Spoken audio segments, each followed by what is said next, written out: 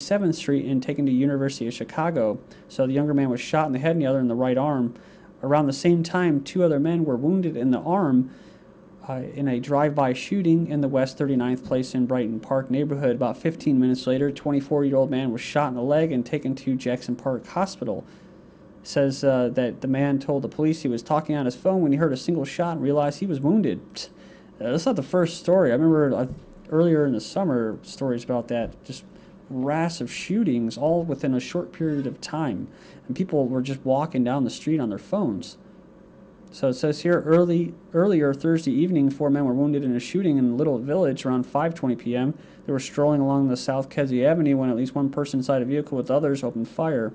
Just after midnight, a 17-year-old was shot in the back and taken to Stroger Hospital in serious conditions, and another 17-year-old was shot after 1:30 a.m. I guess it's better that they have the title of the city of broad shoulders or whatever instead of the city of brotherly love. It says here, 2 dead in shooting at Empire State Building. Disgruntled gunman laid off from his job a year ago opened fire outside the iconic Empire State Building on Friday morning, killing a former coworker before he was shot and killed in a hailstorm of gunfire to New York City police officers. 9 bystanders were wounded in exchange of gunfire, and that was actually by police, yeah. It says here they may have been accidentally shot by cops who fired off 14 rounds.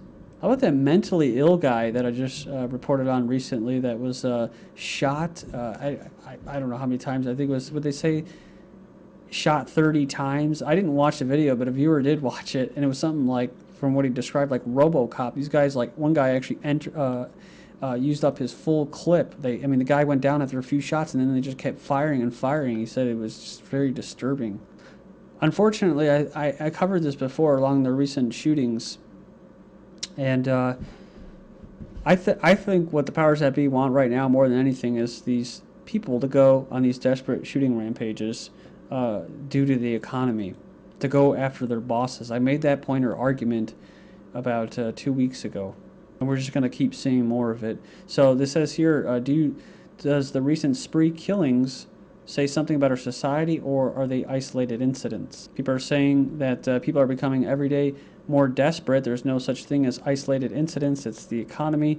He says it's a reflection, part of a society, frustrated, polarized, bad economy, and a black president.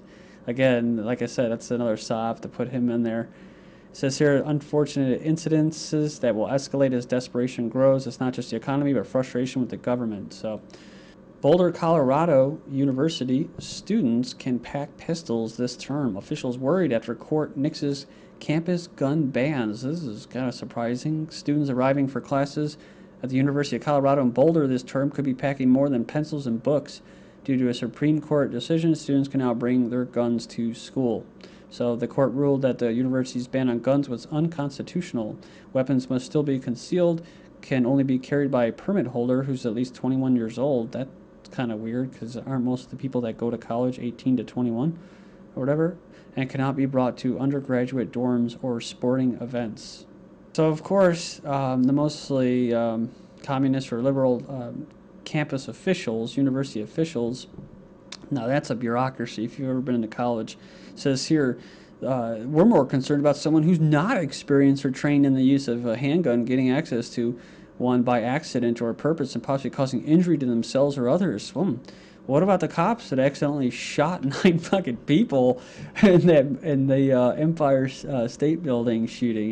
See, cops can make mistakes. The authorities can make mistakes, but slaves cannot make mistakes. So you got to make sure that they prevent you from doing anything, right?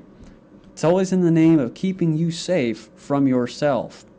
Smirking but sane Anders Breivik apologizes for not killing more people. He said that I would wish to apologize to all the militant nationalists that I wasn't able to execute more. So he got what he wanted, a ruling that paints him as a political terrorist instead of a psychotic mass murderer. So apparently he's going to get the max sentence, which was 21 years in prison. He's going to get his own room too. I tried looking for the article, I couldn't find it, but it's got like his own little 3-room pad. Kind of weird what's going on. So there's some people in the conspiracy field who feel that he's actually working for Zionists, who are all about the anti-Muslims. being that he always talked about the Crusades and the Knights Templar and basically Illuminati symbology.